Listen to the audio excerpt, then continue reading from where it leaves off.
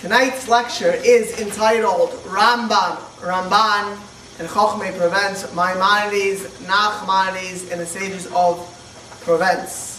But the major protagonist of tonight, and will revolve everyone around him, is the one and the only Rambam.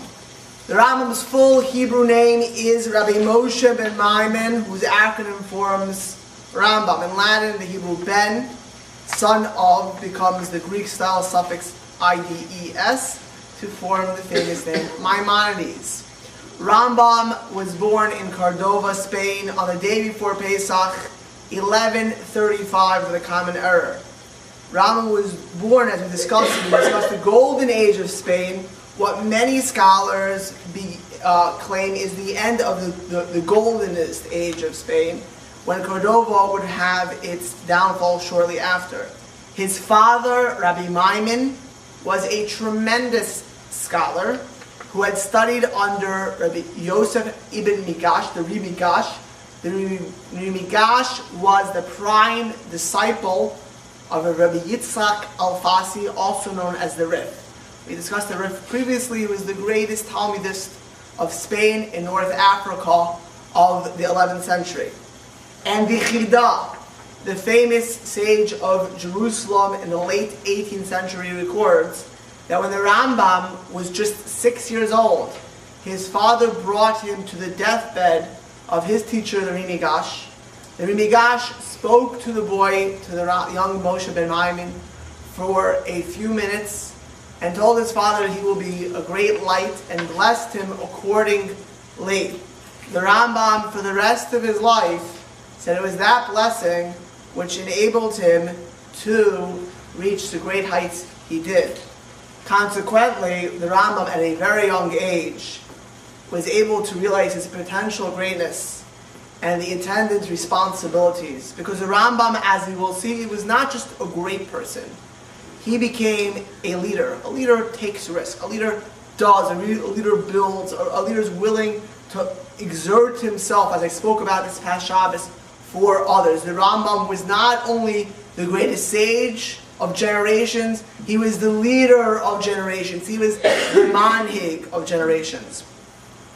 At an early age, he exhibited, as mentioned, brilliance in Torah, brilliance in Talmud. But not only brilliance in Torah and Talmud, from his father he not only learns Tanakh, the books of scripture, Talmud, but he also learns mathematics and philosophy. He will, as we will discuss, was no supporter of mysticism. He didn't like poetry as well. In his writings, at a young age, we were talking about Spain, was famous for its poets, both Jewish and Muslim. But the Rambam found it was not based on anything logical. It was a pure invention, and therefore he mocked poetry. When the Rambam was just about a bar mitzvah boy, something that we discussed in the previous lecture occurred, and that is the Lomahades came running into Spain, and they were fanatical Muslims. If you want to look at Egypt today, you want to see the Muslim Brotherhood, if they had the ability, quite frankly, they may just do the same thing. That means they would go to the cops in southern Egypt today and say, you either convert, you leave the country, or you die. And that's what the Lomahades came to Cordova, which was known, we know the Cordova Project is discussed. Cordova was the city of enlightenment, where everyone got along, Jews, Christians, and Muslims, and told, not only the Jews, the Christians as well, you either convert, there's no dhimmis, no more dhimmis, convert, or leave the land, or die. Accordingly, the Rambam and his family left Cordova, and they traveled for about a decade plus, went to northern Spain at a time, and the Rambam encountered extreme anti-Semitism from the Christians in northern Spain. That would affect him. These were hardcore Catholics for the rest of his life. Ultimately, the family of Maimon, his sons, went to Morocco. They went to Fez, Morocco. Now, Fez, Morocco were also under these fanatical Islamic Almohads. But unlike Cordova, When they took over Fez, they did not give a choice of conversion, expulsion, or death. They gave the choice of conversion or death. And they left out expulsion. But a very bizarre thing happened. They said, we'll close our eyes, you can do what you want in private. You had to ostensibly convert in Fez. And so what happened is you had practically the entire population of northern Morocco, and Fez was the center at that time, convert to Islam, and in secret, or not so secret, be practicing pious Talmudic Jews. So you literally had Muslim Rosh Hashivas, Muslim rabbis, and you had yeshivas of Muslims in Fez. So the Rambam and his father went to Fez and pretended on the outside Muslims. Of course, they lived completely, totally Jewish lives. So much so that Rabbi Maimon wrote a very famous letter which made waves throughout North Africa. He wrote the letter in Arabic. And in this letter he urged all the Jews to remain loyal to their faith despite all the hardships. He brought a lot of historical precedent, and to study the Torah and to practice mitzvahs and to pray 3 times a day. However, this dual life of an external Muslim existence and an internal Jewish existence proved to be increasingly dangerous. Maimon himself was well known, and the young Moshe ben Maimon, the Rambam, was increasingly and steadily growing, and authorities began to acquire who was this young Jewish prodigy. He was even accused by an informer of spreading and propagating Judaism, which was a serious offense. And if it would not have been for a family friend, a poet and a theologian, Abu al-Arab al-Mushya, he would have shared the fate of his good friend Yehuda ibn Shoshan, who would have been executed for exactly that crime shortly before. So, in the year 1165, the Rambam's family, when the Rambam was 30 years old, escaped Fez and traveled to Israel. They came to Acre, Akko, and then they went to Jerusalem. Of course, Israel at the time was not Muslim. Israel was under the Crusader kingdom, which he spoke a couple lectures ago about. And however, after visiting the graves, the Rambam says the greatest moment of his life was going to Jerusalem, going to the Har HaBayis, going to Hebron.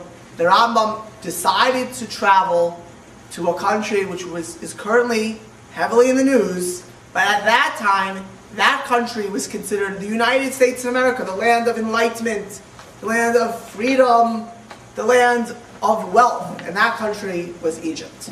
And the Rambam originally settled in Alexandria, which historically had a huge Jewish community, which we discussed several weeks ago, which was destroyed in the time of Trajan, but ultimately moved to Fostat. Fostat is called today Old Cairo. It's part of this huge city of Cairo, but Fostat was Old Cairo.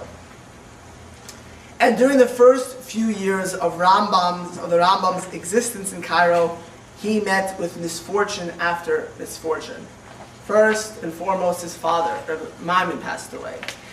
Then his wife passed away. Then he lost 2 children. And finally, his brother David, because the Rambam, until his mid-30s, his whole focus was Torah. He was, he dabbled in the sciences, dabbled in philosophy, but his main occupation was the study of Torah. And he already started his works, his famous works on Torah subjects, which we'll discuss in detail shortly. And his brother David, who was a very, very, very affluent, wealthy dealer in jewels, supported him. It was a Yisachar Zulin. It was a partnership that with a brother supported a brother. David went on a journey in the Indian Sea with not only his fortune, but the Rambam's extended family's fortune, and other people who gave him lots of money to invest, and perished at sea. Right? So basically, the Rambam's fortune had been wiped out. His beloved brother had died. Look at source number 1. This was a letter discovered in the famous Cairo Geniza. This is the Rambam. it happens to be, we're talking about one of the greatest individuals in the Middle Ages. Just, if a person ever thinks that people are angels, listen to the Rambam himself. The greatest misfortune that has befallen me during my entire life, worse than anything else, was the demise of the saints, may his memory be blessed, who drowned in the Indian Sea, carrying much money belonging to me, him, and to others, and left me with a little daughter and a widow. On the day I received that terrible news, I felt ill and remained in bed for about a year, suffering from a sore boil fever and depression, and was almost given up. About 8 years have passed, but I am still mourning and unable to accept consolation. And how should I console myself? He grew up on my knees. He was my brother. He was my student.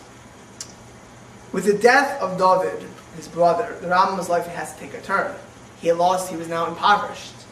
He had no means of support, and his whole life savings was gone.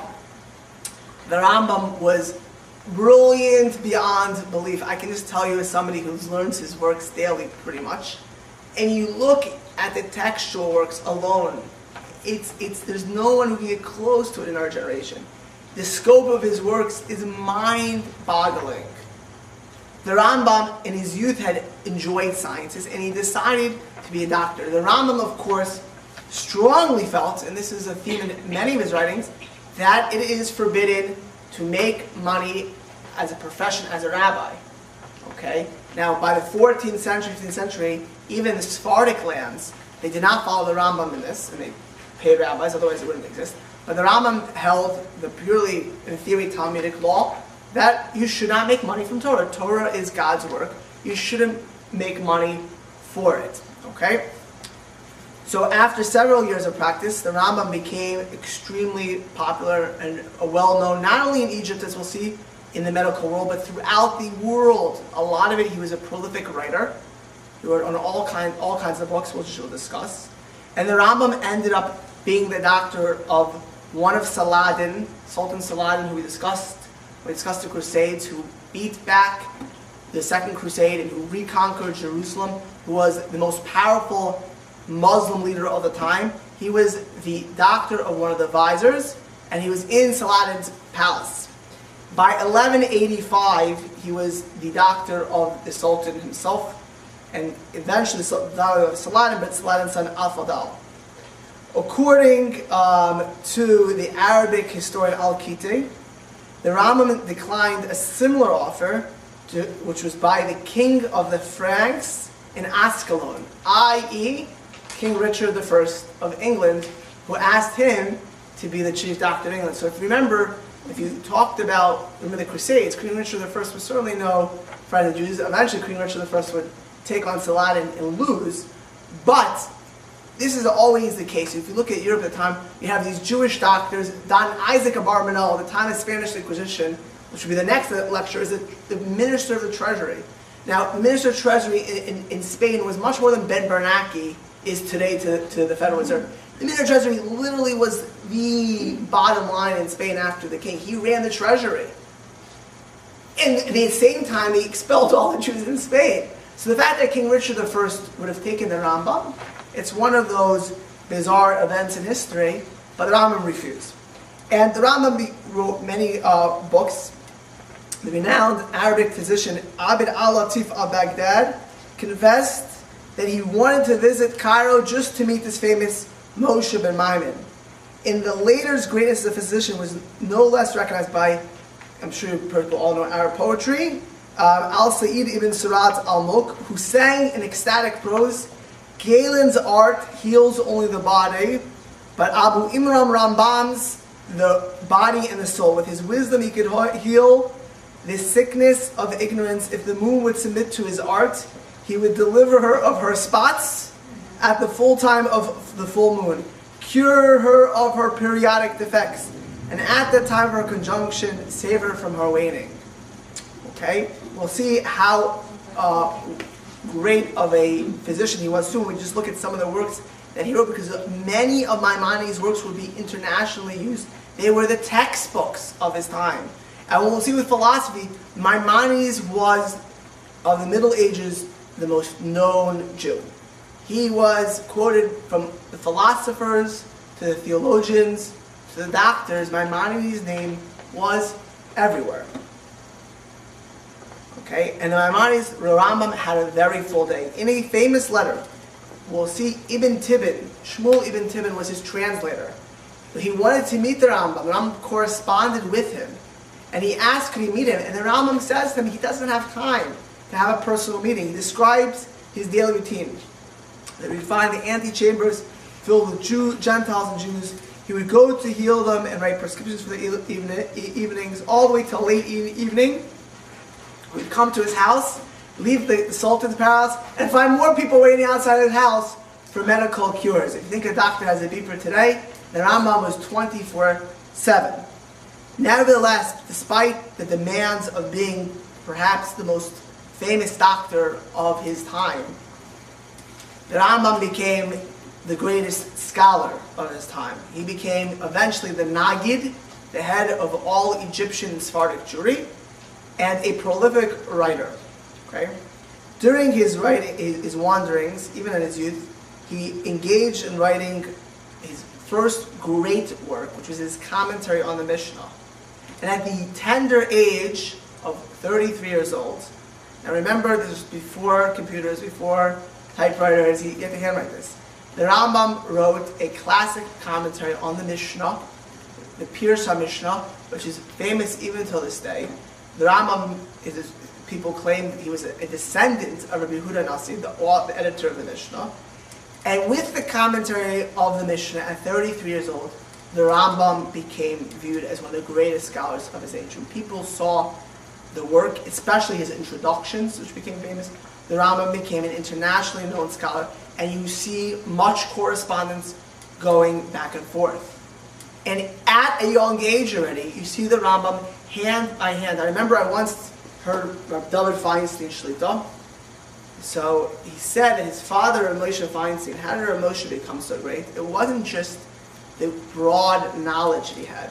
He said that after the Holocaust, when he had all of the Uguna cases, all the serious divorce cases, well, if they needed it to get a divorce because the husbands were missing or the wives were missing, no one knew where people was, could they get remarried?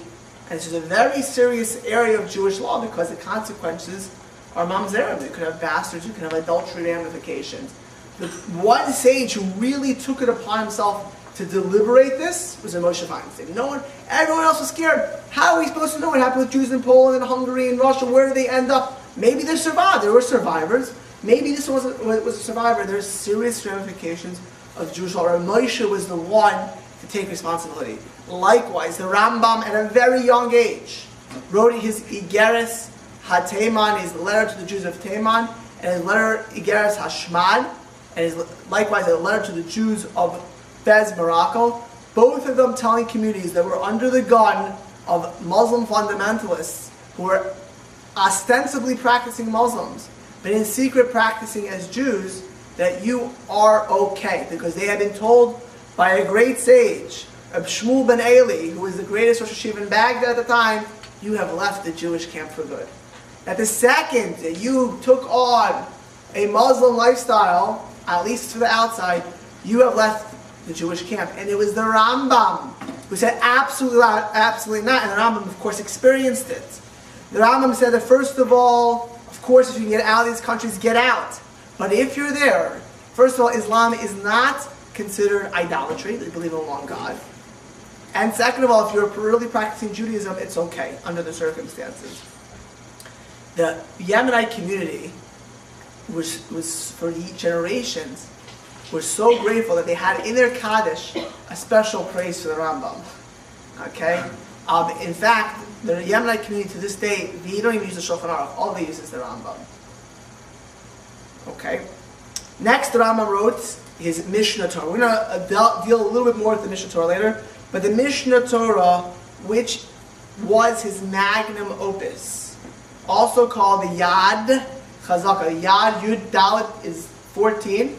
Right? The 14 books on all of Jewish law. He systematically explained, elucidated, clarified, codified all of Jewish law in 14 books. The work, and I don't want to say too much, I'll indulge in a few minutes, is probably the most profound work in the past 800 years. And lastly, the last famous work of the Rambam in 1190 was his Moreh Nevuchim, his Guide to the Perplexed, which would eventually embroil him and his descendants in controversy, which we'll discuss as well. And as of 1177, the Rambam, Maimonides, became the Nagid, again, the head of Egyptian Jewry. Actually, the last chief rabbi of Egypt, just so everyone should know, is still alive and well today. He's actually the head of Sephardic Jewry today. His name is Avad Yosef. He was the last chief rabbi. He left Egypt in 1948 when they basically started imprisoning all the Jews. When Egypt went to war, they could talk about current events. Every time Egypt went to war in 48, and 67, and 73, the Jews were in extreme danger. I mean, they threw Jews in jail. And forgetting the Israelis who they were fighting against, the Jews in Egypt were in immediate danger. They're in the belly of the pig itself. The Rambam's last years, he was ill. He died in Fastat in the 20th of Tevis, 1204. And in Fastat, in Old Cairo, not only the Jewish community, but the Muslim community publicly mourned the death of Maimonides for 3 days. In Jerusalem, a general fast was declared. A portion of the Tochacha, of course, of the rebuke, of the serious portion of the Torah, was read. And the Haftorah about the Ark of the Covenant being taken by the Philistines. His body was taken to Tiberias, and it goes to Tveria. You can see the grave of the Rambam, and at that time forward, it became a place of pilgrimage. Of course, we're not we never pray to any tzaddik, to any saint. We pray in their merit. We're not going to saints like certain other religions. They pray to the saints, answer me. We don't pray to human beings. We pray to God. But we believe that where a tzaddik is buried, it's a holy place. And therefore we pray to God in holy places. We go to the Kosel, it's a holy place. We go to Hebron, the cave of Abraham, Isaac, Jacob, Sarah, Rebecca, and Leah, and we pray because it's a holy place. But now we never pray to sages. The Rambam and his second wife had one child, Avraham, who was recognized as a great scholar. And he himself became the court physician at the age of 18. He wrote a commentary on Tanakh, on the books on Chumash. We have Bereshis and Shmos, Genesis and Exodus still in existence. He also wrote a tremendous ethical work, which you only have a little bit left. It's called Hamaspik B'Oivdei Hashem. That provides for the servants of God. And what we have left is breathtaking in its depth. And the family of the Rambam were the Nagids, were the heads of the Sephardic Jewry for 4 generations straight. The Rambam, as mentioned, wrote several works, the commentary of the Mishnah, his Sefer HaMitzvos, which enlisted all 613 commandments and explained them. His letter of martyrdom is Gersa Shmad, which he wrote to the Jews of Fez, where he was himself at one point, when they were accused of being no longer Jews. His Mishnah Torah, his magnum opus, his Guide to the Perplexed. He had numerous responsa. He also had a treatise of logic, which he wrote at the age of 17. The Rambam also had 10 medical works, which were the textbooks of the generations to come. What were that? He had something called the extracts. By the way, there's a book by Fred Rosner, a very prominent doctor in New York, who has all these 10 works together in English. I think the art school of Feldheim was published for, but maybe a secular publisher put it out. Extracts from Galen. He had a commentary on the aphorisms of Hippocrates. Medical aphorisms of Moshe, also called Pirkei Moshe. He had a treatise on hemorrhoids, which discusses also digestion food. He had a treatise on cohibition, how to stimulate, how to make, all about that. Treatise on asthma, right, which is remarkable. Somebody who has mild asthma, and you read the Rambam, he talks about climates and diets and their effects on asthma and the need for clean air. He had a treatise on poisons and their antidotes. This was an early toxicology textbook which was popular for hundreds of years. He had a regimen of health. The Rambam had a diet and a way to live. He had a discourse on the explanation of fits, which was another book of how to healthy living and lifestyle. And he had a glossary of drug names, which he had lists of drugs in Arabic, Greek, Syrian, Persian, Berber, and Spanish. Okay, this was besides writing the greatest Jewish books of generations. This is a thing that he did on the side, and besides the fact that he was a doctor all day. Okay, treating patients of the Sultan in the Sultan's palace. Okay. His first work was his treatise on logic, which he wrote in his 20s, which basically gives the fundamentals and essentials of Aristotle, who he calls his first master in philosophy, and Al-Farabi, who is his second master in philosophy. The Rambam already at that work does what he'll do in all his works. He explains the terminology so that the common man can understand it, and even the deep scholar will get something as well. His magnum opus was the Mishnah Torah. Look at source number 2. Why did he write the Mishnah Torah? At this time, the sufferings of our people have increased. The pressing need of the moment supersedes every other consideration. The wisdom of the wise has vanished, and the wisdom of our learned men is concealed. Hence, the commentaries, compilations of laws, and responsa of the Gaonim, those 6th to 9th century sages we discussed previously, which they thought were easy to understand, have in our times become difficult to understand. And there are only a few individuals who are able to comprehend them properly. Now remember, the Rambam could have said, I'll study to myself, but the Rambam was the leader of the Jewish people. For this reason, I, Moshe ben Maimonides the Sephardi, have girded my loins and relying on the help of the Almighty, blessed be He, have thoroughly studied all their works and decided to compile the results derived from them as to what is prohibited and what is permitted, what is clean and what is unclean, and all the other laws of the Torah, all in clear language and concise style, so that the entire oral Torah will be systematically arranged for all.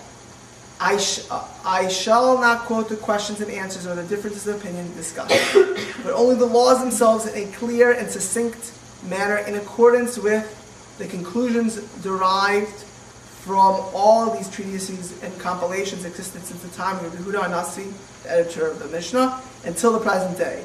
Said all the laws shall be accessible to young and old, whether they are biblical precepts or enactments by the sages or prophets. This is Maimonides, the Rambam, in his introduction to his work, the Mishnah Torah.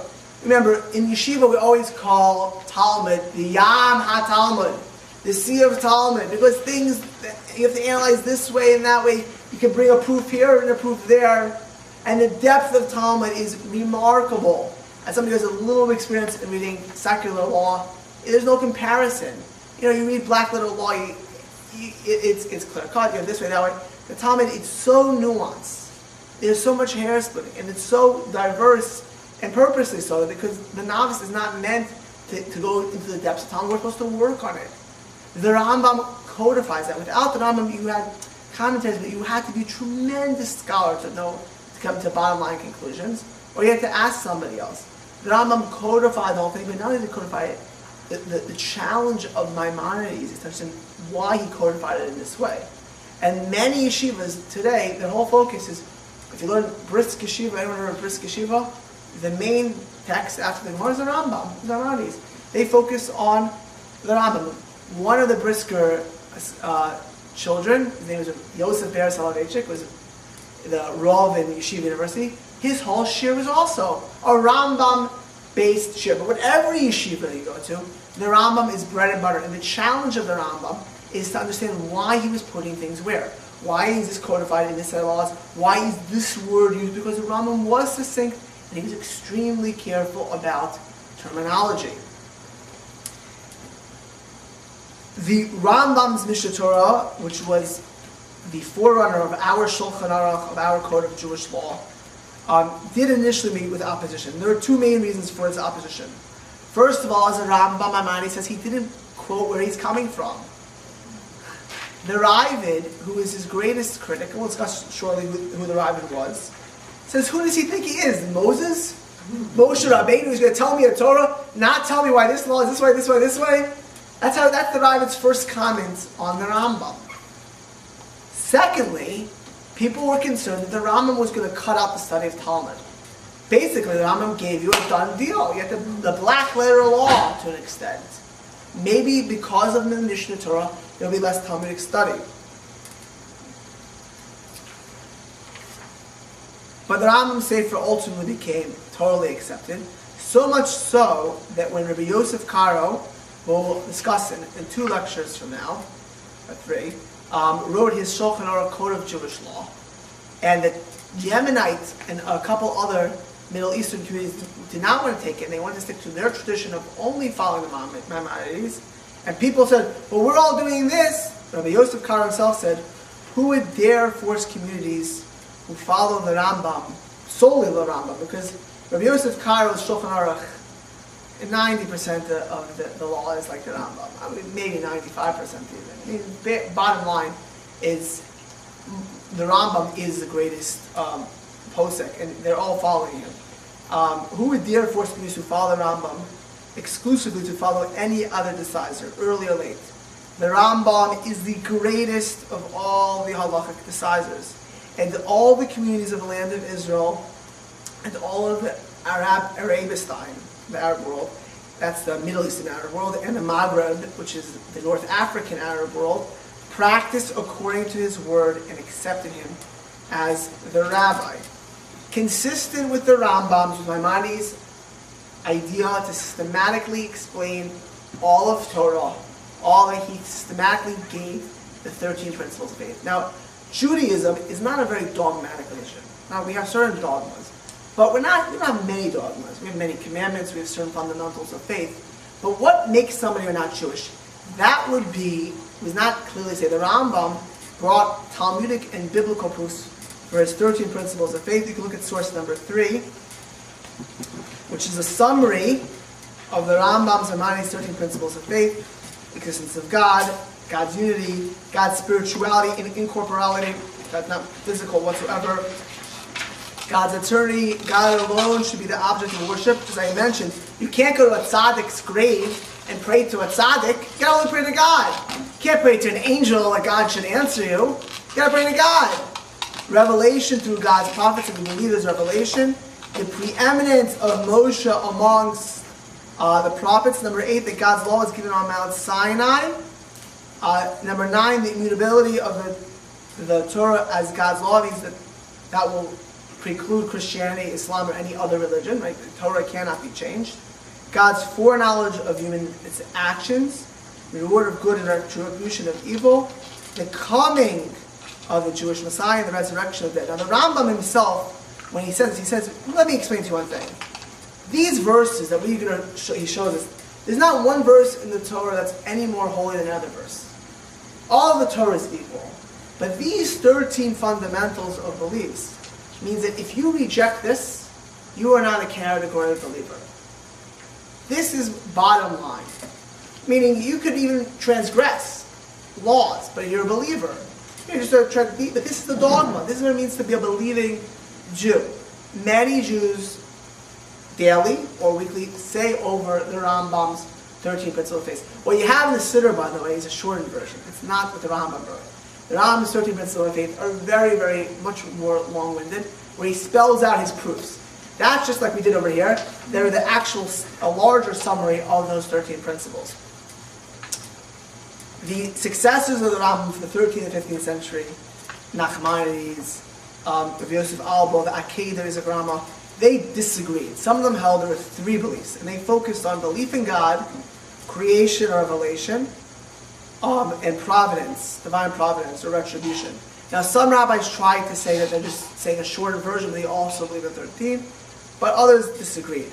Others said that the Rambam, especially Chasdai Kreskis in his student of Yosef Albo, he shouldn't have written down 13 principles because it's mitigating the other parts of the Torah. Put 13, if these is more important, moreover, they said these things if you don't believe this, you're not any more of a heretic than you don't believe in other parts of Torah. Okay? Others had more than 3 or 13. For example, the great sage of southern France, Guy de Panini, had 35. Some had 25. There were different things. But ultimately speaking, mainstream Judaism from about the 15th century to our own have accepted the Rambams as final and authoritative. So much so that, of course, the 13 principles of faith are brought in all the Siddurim. And not only that, there was a famous poem written by a Roman poet, which we sing every Shabbos in Shul. And if you look at that little piece of liturgy, it's the Rambam's 13 principles of faith. And that is Yigdal. Yigdal Elokim Chai is the Rambam's 13 principles of faith. It's a poem which incorporates the 13 principles of faith. And all the little boys and girls and all the adults sing it every Shabbos. Most people don't know what they're singing. They're just singing along, Yigdal Elokim Chai, but really, what we're really singing is the 13 principles of faith. The Rambam's, perhaps to the Gentile world, most famous, and what will be the most provocative, and eventually cause the greatest controversy, was his Moreh Nevuchim, his Guide to the Perplexed, which is a sustained treatment of Jewish thought, practice, which seeks to resolve the conflict between religious knowledge and the secular. Okay? The Rambam was heavily influenced by the Neo-Platonized Aristotelianism that had taken root in Islamic circles in his time. And he is heavily quoted by all, from Thomas Aquinas, who quotes the Rambam many times in his commentary on the sentences, to Baruch Spinoza, to Leibniz and Newton on the left, to all of the greatest sages. In fact, many of the early Catholic scholastic philosophers, Albert the Great, Duns Scotus is one of the 35 the doctors of the Catholic Church, so is Thomas Aquinas. They all quote the Rambam. They looked at the Rambam as in his scholastic, used the scholastic method, and they would quote him as a philosopher theologian. Okay, so you had the doctors quoting Rambam for his medical works, and you had the philosophers and theologians quoting him as well. To the Rambam, to Maimonides, there is no contradiction between the truth that God has revealed and the truth which the human mind, a power derived from God, has discovered. The Rambam tried to systematically, remember, the law, Aristotle ruled in his time. Aristotle was the thought of the day. It's almost you imagine growing in America, okay, and not believing in the Constitution of democracy. Now, usually there are people, but they're radicals. They're not mainstream. They're usually, you have this guy in Arizona being one of them. They're not normal people. If you grow up in America, it's in the air. So your education, everyone around you believes in democracy. People may have different viewpoints. People may hold the constitutions.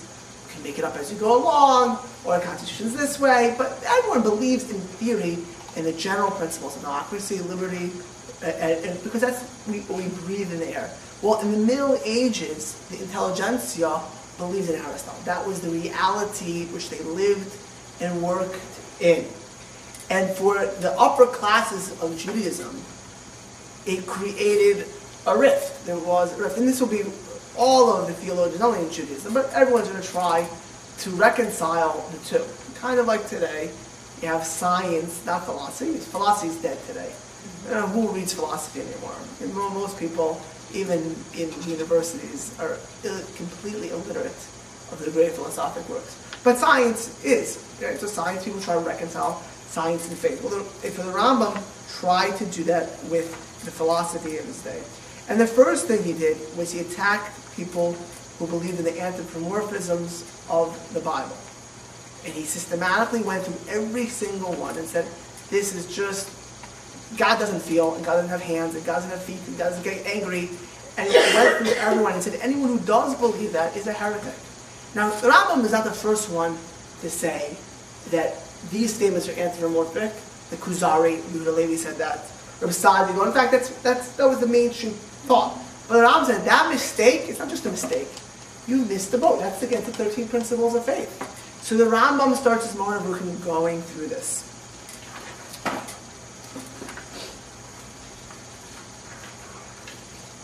And then he tries to reconcile all of the miracles. Now, the Rambam in his introduction, he warns his student that you obviously can't have like Aristotle, that everything is a result of fixed laws, because then you have no supernatural. But the Rambam tries to explain how miracles and how the creation worked. Moreover, the Rambam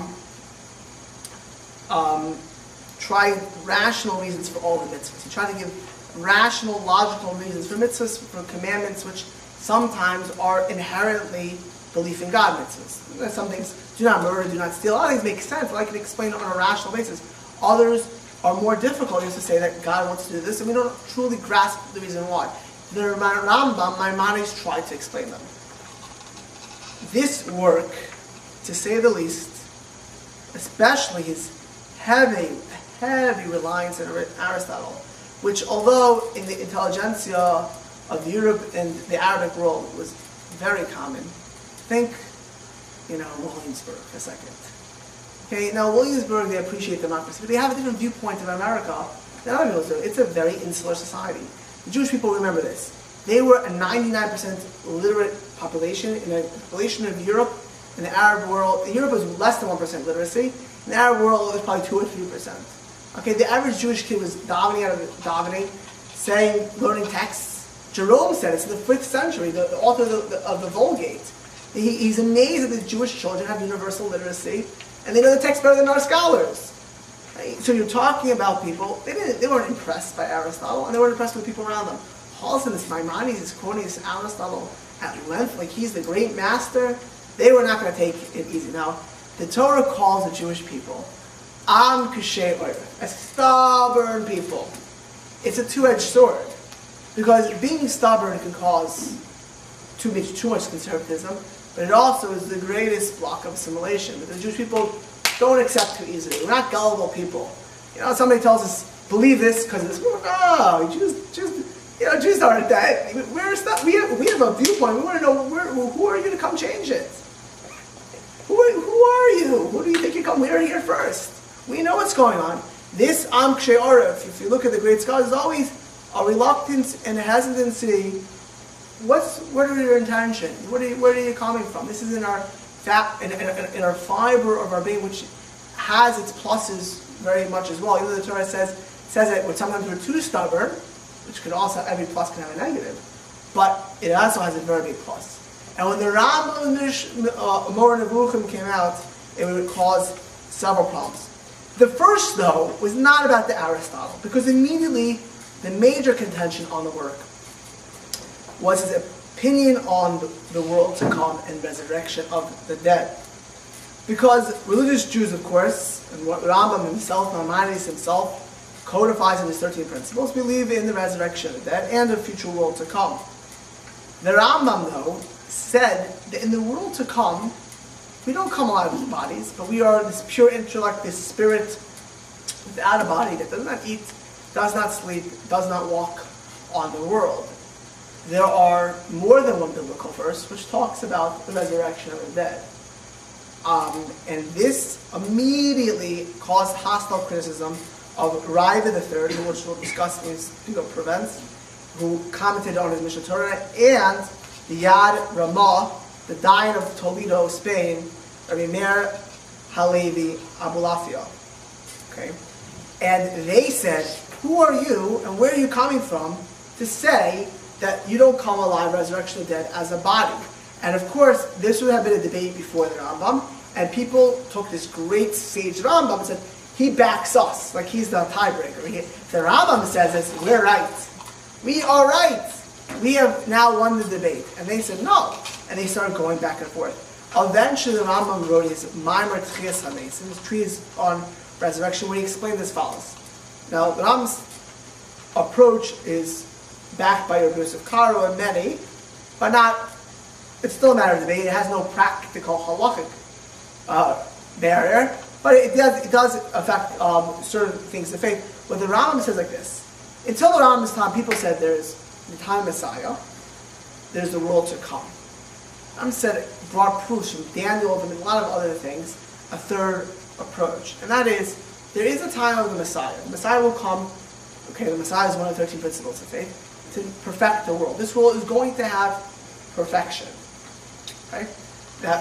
Which means everything in life is going to an end. Even today, starting in Egypt, it's part of the Messianic process. Now, we want the Messianic process can happen numerous permutations. There are dozens of ways which it can happen. The better we are, the easier, the quicker, the sweeter it will be. But the Messiah can happen in numerous ways, and the world has a purpose. It will be a Messiah. Says the Rambam, at a certain period after the Messianic era, there will be something called resurrection of the dead. That will be because the human beings can't be perfect, even in the physical body, if they lived already. So everyone will come alive to see the temple, the resurrection. But after resurrection, that is a temporary existence. Because after that, there is a great day of judgment. Day of judgment, we're judged not only in our lifetimes, but our ramifications for all future generations. Right? If we excite somebody, if we edify and educate somebody, we don't just affect them. Affect all the future generations, and the vice versa as well. Our deeds have ripples throughout the generations. And then there will be the Olam Haba at the end, there will be the world to come at the end. Okay, that's how the Rambam explained it. It was not the typical approach. There are still some who disagree and say the ultimate world to come, we will have physical bodies, but that was not about the character of the Rambam, it was about his ideas, and at the end of the day, people lived with it. People said the Rambam was a new approach, or a different approach, not what we always thought perhaps, but he had strong proofs, he had many advocates that this is what the texts are saying. But the main objections, and which would light the flames of fights and controversy in both Europe and Arabia, was to his Aristotelian approach to commandments and to miracles. The most rigorous medieval critic of the Rambam's Mora was Chasdai Kreskes in his Or Hashem. And Chasdai Kreskes bucked the trend. Not only did he attack the Rambam for using Aristotle to prove Jewish concepts, but he rejected Aristotle completely, on completely secular matters as well. In fact, if you ever read the works of Martin Gilbert, Oxford historian, world famous Oxford historian, Martin Gilbert, he credits, now I can't verify, but he credits Kreskes with affecting the mind thought of many, many, many Protestant and Catholic early Renaissance thinkers who began to reject Aristotle. They were reading Kreskes' works, and he was the major influence upon them. Okay? Kreskes, though, lived generations after the Rambam, and he never attacked the Rambam as a person. He attacked his use of Aristotle. But in the Rambam's life, they would not be only as a person, there would be ad hominem attacks against the Rambam. Because when the Rambam wrote the Moreh Nevuchim in 1190, he was the head of Sephardic Jewry. He was the zenith of the Kri. He had written already the Mishnah Torah, his Yad HaChazak, which was this codification of Jewish law, which was remarkable. And yet he wrote this work, which was against the grain of what we would believe. Who would give so much credence to Aristotle for trying to explain everything on a rational basis? So his Moreh Nevuchim become controversial in his life, but it's posthumously where it really becomes controversial. And where is the center of controversy? That is in, and I'm going to go back to a disclaimer. From a couple of weeks ago, I take no blame for my French pronunciations over here, okay? Still see some Frenchies. So I take no blame. In Provence, or Provence, how do you want to say it? That in the Chachmei Provence, which were the Jewish rabbis of Provence, now we're talking the whole southern France, was a great center in the 12th, 13th centuries. Okay, Binyamin of Tudela, who was that valiant Jewish traveler, the Marco Polo of the Jews, who literally wrote about Jewish communities throughout North Africa, the Middle East, Europe, even into dark Africa. He wrote about Ethiopian Jews in the 12th century. Benjamin Tullio, when he describes Provence, this area of southern France, he says they were very few in number, but great in scholarship. Provence was not only the southern France, which included Marseille, Narbonne, Lunel, Montpellier. It also included the city, is that bad? Is that pretty good? Not bad. Okay. For a Yankee. It also included cities which at the time formed part of northern Spain, such as Perpignan. In some ways, the Jewish traditions of Catalonia were closer to southern France than to Spain itself. Okay? In matters of halacha of Jewish law, this area of Provence was a mix of what we call the North France, Germany, Ashkenazi tradition, and the Spanish Sephardic tradition. Okay? But the sages of Provence were not only great scholars, they were also the heirs of the style of Torah study of the Gaonim of Babylonia. They were fierce defenders of tradition, and many of the works that come out of Provence, it's like, B'nai Brak. You have to imagine, it was beyond their numbers. And many of these works were protecting the original scholars on their critiques. Now, this is a war of Torah. These are not ad hominem texts. These were the text is no, the text is this, and don't start with this scholar because it really is the way he said it. And these were, you look at the works that will come out of there, and you'll see that's exactly what they did very often. Who are some of these sages? There's Moshe Hadarshan, who Rashi quotes from extensively. He was the founder of the Torah community of Provence. There was Yosef Kimchi, his sons David and Moshe, who were great biblical commentators. David Kimchi is also known as the Radak. Anyone who learns Tanakh, the Radak, okay? Who learns the Radak. The Radak would be one of the greatest defenders of Maimonides when the attack started. In fact, he went city to city, and he's an old man, to protect the Rambam, and to know the Rambam is right. There was Avram ben Yitzchak of Narbonne, also known as the Eshkol, or Ravid II, who was the head of the community. There's Aaron ben Jacob HaKohen, who was the Orchas Chaim. Lunel, there was Zechariah Halevi ben Corona, the Baal Ma'or. Avram ben Natan HaYarchi. Yarchi, what's Yarchi? In Hebrew, Yarch is moon. So Lunel is from the French word moon. So if you look at Jewish scholars from Lunel, they'll always say Hayarchi. They have Hayarchi from the moon. Lunel is called from Moses. So there was Armanas and Hayarchi, who were Hamanik, and there's Yonasan HaKohen of Lunel, who was an avid supporter of the Rambam. In Montpellier, there was Shlomo min Hahar. That's Montpellier on the mount. So when you have sages from Montpellier, they always have min Hahar, from the mount. Avram min Hahar, Shlomo min Hahar. The Montpellier means in French, from the mount. And in one area of southern France, it was Avram ben David the Rav III, who wrote his extensive glosses on the Rambam, very critical of the Rambam, in a Bresa language. First of all, the Rav was 20 years older, and he didn't like many of the conclusions of the Rambam. Now, the fact is that the Rav had tremendous respect for the person, because you don't sit there for years writing a commentary and a critique of somebody you don't take seriously. He took the Rambam very seriously. Okay? And many of the later works are trying to answer the Rambam, such as Rabbi Yosef Karo's Kesef Mishnah, against the Ravid's critiques. Other works, such as the Magid Mishnah, do the exact same thing as that. There was a Menachem Meiri, who wrote a commentary called the Beit HaBechira, which was one of the most important commentaries on the Talmud. Interestingly enough, many of the Meiri's explanations on the Talmud we would have lost because they were confiscated by the church, and only in the late 19th century did we get it back by sending people into churches in France to hand copy those old manuscripts, because they were not in circulation. Okay? There was a famous family of Ibn Tibbon who translated Maimonides' works, who translated the Kuzari. All his works were in Arabic, and who translated they wrote in Arabic because they wanted to hit the masses.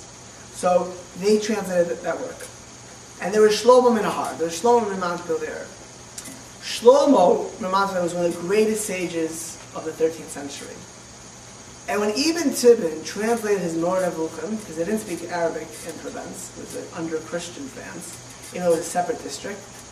When it was translated into Hebrew, he read the work. He was not a scholar of philosophy per se. But as he started to read the work, he started to scratch his head longer and longer. And nobody would start up with this Rambam. But when he saw this work, he said, no way, this is becoming widespread among the Jewish people. 30 years after his death, he was a world famous to the Gentiles as a philosopher, as a theologian, as a doctor, to the Jews as the foremost legal scholar and codifier. And now this work is going to be the next Bible around most Jewish people. Not a chance. He went ahead, he got two of his students, Rabbeinu Yonah of Gerona, who wrote the Sharei Tshuva, who has a famous commentary on the Talmud and other things, one of his students, and a second student, David ben Shaul, and they put a ban on the Rambam's works, all of them, okay? And those who study them. Several rabbis of Ashkenazic northern France signed on. Now, basically, go back to America, go back to democracy. Imagine some, radical liberal senator in California, for example, banned the Constitution because they didn't like what the Constitution said. They didn't like the Fifth Amendment, they didn't like Article 4, and then like Article 2, Section 5. And they banned the Constitution. They make a law banning the Constitution. Okay, well, the conservative radio host would have a field day. But it would also cause a storm wherever you are. What do you think you're banning the Constitution? Who are you? How dare you? The Constitution. It would cause, and this is what happened. Because they banned the Rambam. You know what the Rambam was? You know what the Rambam was? This created a firestorm. Even as great, Shlomo Menahar was not a small person. He was a great scholar. His students, Rabbeinu Yonah, was a great scholar. And it created a firestorm. So the rabbis in the other areas of Provence put a cherem and excommunication on Rabbeinu Yonah, on Reb Shlomo Menahar, and Reb David ben Shaul. They excommunicated them. Now, when the northern French rabbis saw what's going on, they said, we're out of here, we want nothing to do with this. They left town. They got nothing involved in this. But Reb Shlomo Menahar said, no, this is a danger. This book is going to mislead people. And he antagonized against it. And eventually the controversy became so out of hand that they went to the Dominican monks, which was always a bad idea. Whenever you get third parties, in this case anti-Semitic, Catholic theologians who at the time were rabidly anti-Semitic. And on a certain day of Torah, they said that the Rambam Maimonides had anti-Christian passages. And they burnt the works of the Rambam in a public square in Paris. Okay? The news of this event filled Jews with horror. They really burnt Rambam. Remember, you have to remember, the Maimonides wasn't, they didn't know who Maimonides were. Here they thought they were burning the most prominent Jew of all his works. They were burning Maimonides. Everyone knew who Maimonides was. He was a household name. I mean, who doesn't know Einstein today? Everyone knows who, Einstein is a popular name. And he was greater than Einstein, much more, well-known than Einstein. Everyone, they knew whose works they're burning. Burning all Jewish works. This filled the Jews with horror, and basically put Shlomo Menahar and his students under the gun. People tried to defend them. But in 1242, a remarkable thing happened. A tragic thing happened. And that is, in the very same square in Paris, King Louis the Pious, ordered that all of the Talmuds of France, all the Jewish holy books they can get their hands on, all the works of Torah they can get their hands on, should be burnt because they're anti-Christian. Now, once you start burning works of the foremost Jewish sage, why not go to the Talmud? They burnt it in the same spot, in the same area, 11 years later in Paris. In that same area, they burnt it. And you have to remember the tragedy of this.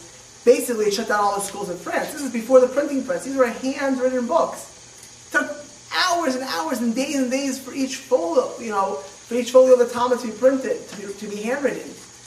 There is a kinna, there is a lamentation that we say on Tisha B'Av about this event. And this sped up the leaving of the Jews of France, and as I'll discuss in a future lecture, the moving of this Torah scholarship from Western Europe to Eastern Europe. We mentioned last lecture the Black Plagues and the blood libels. That was a partial reason. This was a partial reason as well. The burning of the Talmud in the same spot had a sobering effect on the Jews. Rabbeinu Yonah, who had been one of the three signers of the original excommunication himself, saw the hand of God. Remarkable. This is a person who walked around preaching against the Rambam, Maimonides, and the danger of his works, now walked around doing the exact same thing, asking for repentance. So much so that he wrote one of the classic works in Judaism called Sharei Tshuva, the Gates of Repentance, promised to go to the Rambam's grave in Tiberias and asked for forgiveness. Now they stopped him by Toledo. They told him he'd be Rosh Hashiva. He's a great genius, and he never got there. But this, to an extent, ended round one. But it wasn't completely dead. And Shlomo Har himself had not given up because he really felt there was a danger. It wasn't a personal thing. He looked at these works as dangerous because they were in a very philosophical world. And when you got the world of philosophy, you got people, using philosophy for over-rationalizing things. Okay? And there'll be one great figure who would really end the bickering of the camps, and that was the Ramban, Nachmanides. Who was Nachmanides? The Ramban was also known as Moshe ben Nachman Mikirondi. His acronym, the Ramban or Nachmanides. He was born in 1194 and died in the land of Israel in 1270. He was a leading medieval Jewish scholar, rabbi, philosopher, doctor as well, Kabbalist, and biblical commentator. After Rambam and Rashi, he was arguably the most influential Risha. Okay. His contributions in scholarship covered every area of Jewish law. His Talmudic commentary was on the Talmud. It was famous. He combined the French school of analysis with the Spanish school on emphasis on halacha. He wrote works defending the Rif against the Baal Me'or and the Ravid, and the Bahag against the Rambam. He wrote books on Torah Adam on the laws of death and mourning. He wrote a book talking about the afterlife called Shar HaGamul. He wrote books on Koheles, on Torah, and he had a famous disputation with Pablo Cristiani in the year 1263, which hopefully we'll get to. His commentary on the Bible is probably after Rashi the most famous commentary. Some even give it more importance at a certain level, not as an explanatory, but at a deeper level. Okay, his exposition is intermingled with agadic and mystical interpretations and very careful analysis of the Bible. And throughout his work, he slams Aristotle. He says shots at Aristotle. Okay. Of course, the Ramban is famous, certainly in Zionist circles, as somebody who felt that there is a continual commandment to live in the land of Israel.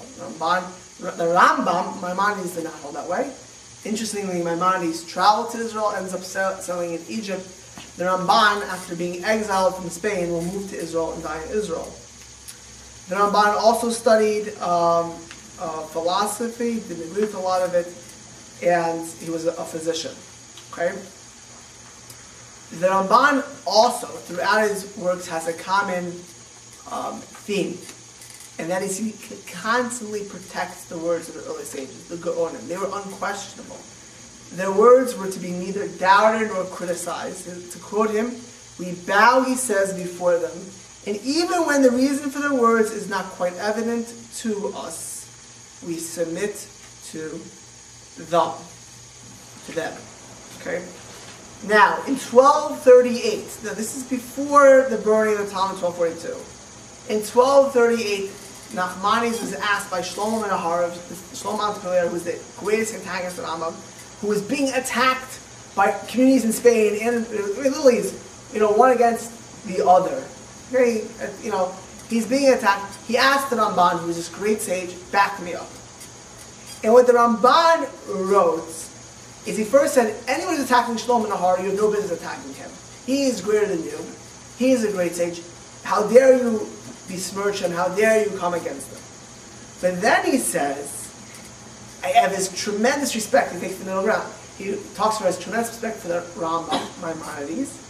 And he says, if you realize who Maimonides was talking to, assimilated, confused, perplexed Jews, you wouldn't have such a criticism. He's not talking to healthy Jews. Why was he giving them these rational reasons? Because they needed it.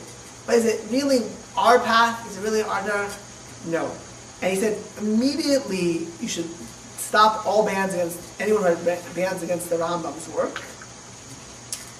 And he said, though, be careful not to get too overly influenced by philosophy. By the time the next controversy of the Maimonides works came up about 50 years later, and about philosophy as a whole, the Rambam was untouchable. His legacy had become so great.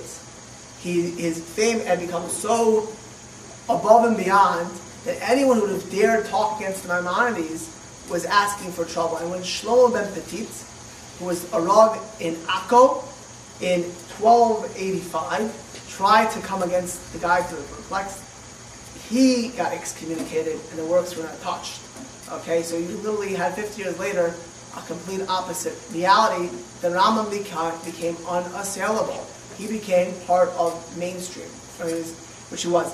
In fact, the Ramah, Moshe Isserles, this great Ashkenazic sage, who starts the Ashkenazic interpretation of the Shulchan Aruch, when he starts his work, the Ramah on the Shulchan Aruch, what's his first class on the Shulchan Aruch? He quotes Maimonides' Guide to the Perplexed. The most authoritative word of Ashkenazic. What does he quote the Rambam saying? Shivisi Hashem l'negdi tamid. You know where that comes from? That's not a pasuk.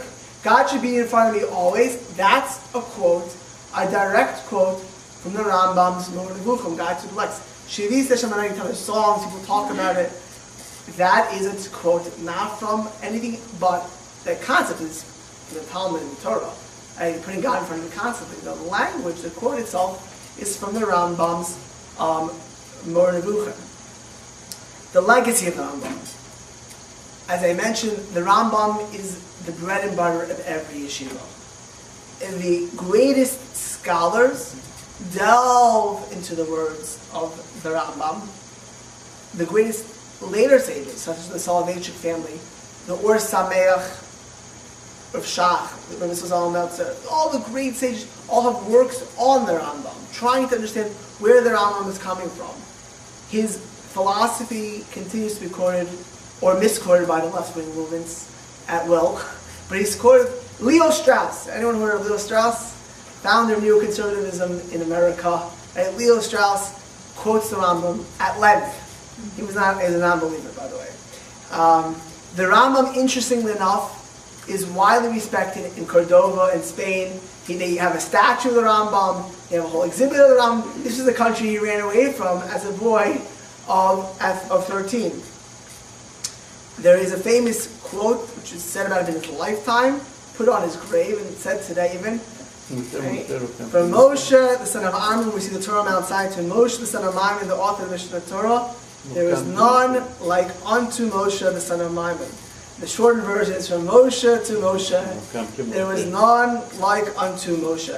No man has ever been more deserving than praise than Rambam himself. No one else did they say that about. That from Moshe to Moshe, there's no other Moshe. His halachic works, which became the legacy of the greatest scholar of all ages, the greatest scholars from the Vilna Gaon, who has classes on the Rambam, to Rabbi Yosef Cairo, who works on the Rambam, to the common man who wrote a book where even the common man could go ahead and read, making the intricacies and the beauty of the Talmud available to all. His philosophic works reached the upper classes intelligentsia, guiding them back to the path of Torah. He assumed the leadership of a Sephardic world which was under assault, under attack, where Torah scholarship was faltering. He fought off the Karaites, which I discussed when I discussed the Karaites. I wasn't interested in reviewing that, but he quashed the Karaites in Cairo. And he gave hope to a persecuted people at one of the low points in history. Because the time of the Rambam was also the time of the Crusades. And if you would have looked at the world, it would have looked bleak. You had Jews being massively forced conversions in the Muslim world, and you had a dangerous, violently anti-Semitic Europe, killing Jews for blood libels, black plagues, crusades all around. And Rambam gave an optimism, he gave a hope. He said, try your hardest, and there will be a better day tomorrow. There has been only one Rambam in the history of Israel. The Rambam's works and his legacy lives in every yeshiva and in every synagogue to our very own day. There was no other Moshe like this Moshe. I'd like in the remaining few minutes, just since we discussed the Ramban, and it will be a good prelude to the next lecture. Next lecture will be on the Spanish Inquisition, to discuss the disputation at Barcelona. Okay? Now, the Ramban himself was fortunate to, in general, have a very good life. He was away from controversy. He was teaching Torah. He was the head of Spanish Jewry. But when he was well advanced in his years, well advanced, almost 70 years old, he was pulled into something by a Jewish apostate named Pablo Christianity. Because in the year 1263, now remember this, insecure Jews are the greatest threat to Judaism. Okay? You know, insecure, I don't have to be Glenn Beck, but people like George Soros, you know, they endanger, people who are insecure about their Judaism.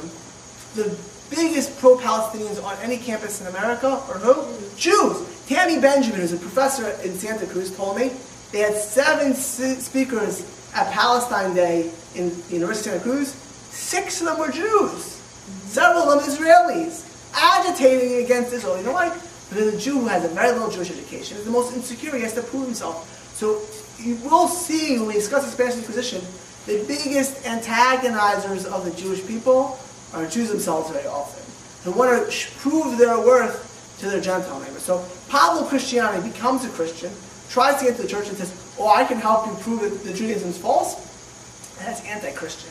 And not only that, I'm willing to bet I can prove it against the greatest Jewish sage of the generation, Nachmanides. Yeah, this is basically like, you know, a high school guy saying, I'll take on Michael Jordan one-on-one on the court. You know, arrogant and out of his mind, but that's what he challenged. Now, they were nervous because the Ramban was the greatest Jewish sage, and who was this Pablo Christianity?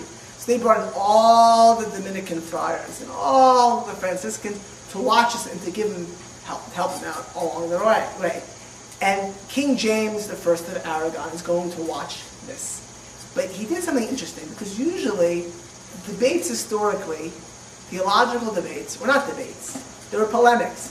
Basically, the Jews were forced to be on the defense, never able to be on the offense, had to be very PC in a very anti-Semitic, dangerous Christian world, where you had the mercy of the monarchy, which was at the mercy of the church to a certain extent.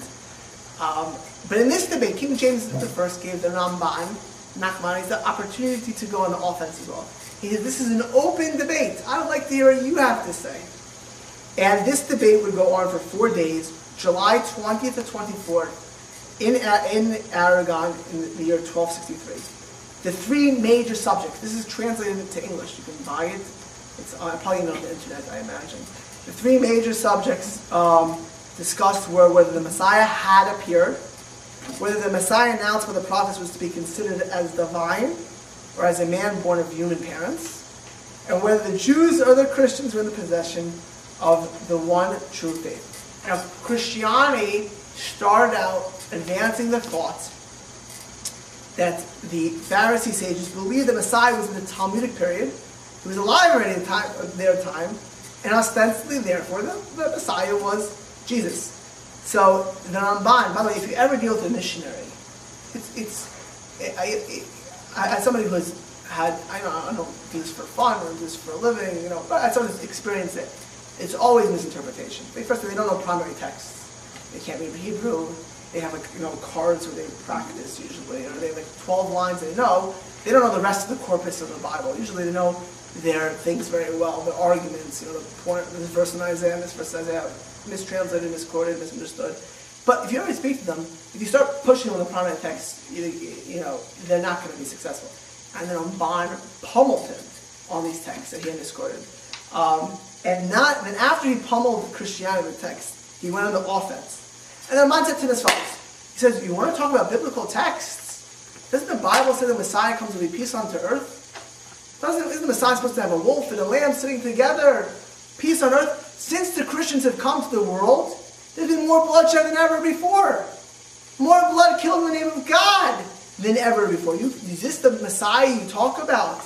And then Ramban then went to talk about the Messiah as a human being, not a man of divinity. And he's not a person who changes the Bible. And he said it's incredulous to believe that you believe a human being could be God. Look at source number 4. Now imagine, by the way, he's saying this in a room with the king of Aragon, King James I, who was a very, very religious Catholic, filled with Dominican and Franciscan friars as well. So he says, it seems most strange. The creator of heaven and earth resorted to the womb of a certain Jewish lady, grew up there for 9 months, and was born as an infant, and afterwards grew up and was betrayed into the hands of his enemies, who sentenced him to death and executed him. And then afterwards he came to life and returned to his original place. The mind of a Jew or any other person simply cannot tolerate these assertions. You have listened all of your life to the priests who have filled your brain and the marrow of your bones with this doctrine, and it has settled into you because of that accustomed habit. I would argue that if you're ever hearing these ideas for the first time now, as a grown adult, you would never accept that God came to a human being, was nursed, gets killed by murder, by people. It's incredulous, the whole story. And then he noted that, the whole concept of Messiah, it's not as dogmatic as you think it is. We can live with Jews without the Messiah, we're connected to God. And as this argument, as the days are gone, the Jews are getting nervous. Imagine you're the Jewish people watching that. But the Ramban is really taking the forefront of it, and they try to get him out. But the king, James, insisted this debate continue.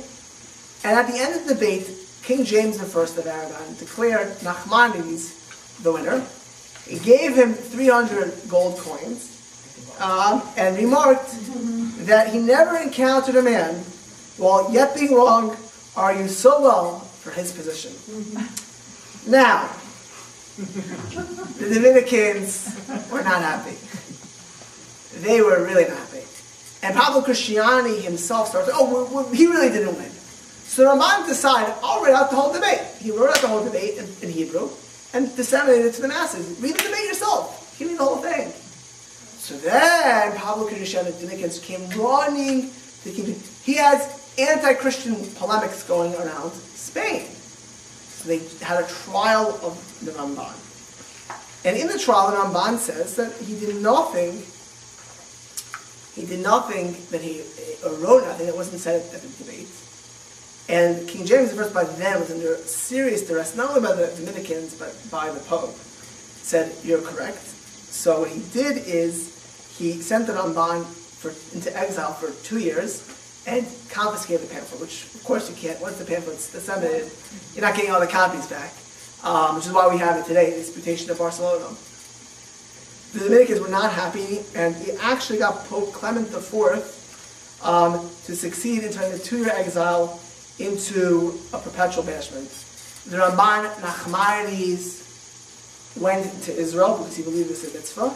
He came to Jerusalem, and there was no longer a quorum, a minion of Jewish people in Jerusalem because of the persecution of the Crusaders. He reestablished the Jewish community of Jerusalem. He talks in his writings how he reestablished the community, got people from the Hebron here, and he started a minion and built a synagogue. The Ramban synagogue, Nachmanides, was used for the 700 straight years until 1948, because of the Old City. When the Old City was taken over by the Jordanians, that synagogue was used as a place for animals. Okay, and in 1967, talk about Islamic appreciation for Jewish holy sites. In 1967, when the Jewish people reconquered Jerusalem, they reinaugurated the synagogue of the Ramban. If you go to the Old City, you can see it. The Ramban passed away at the age of 76, and no one really knows where the Ramban is buried. Some contend it was Haifa. Some contend that it was in Jerusalem. Others contend in Hebron. But really, this disputation of Barcelona really sets the stage for the next thing, and that is the Jewish people in Spain, the largest, most powerful, most influential Jewish community. As Spain becomes more radically Catholic, and as all of Spain, because by 1263, only a small part of Spain was Muslim. That was Granada, which would fall in the year 1492. The Jews of Spain will become increasingly under tremendous pressures. Those pressures and the grand finale of the Spanish Inquisition we will discuss in the next lecture. Thank you very much.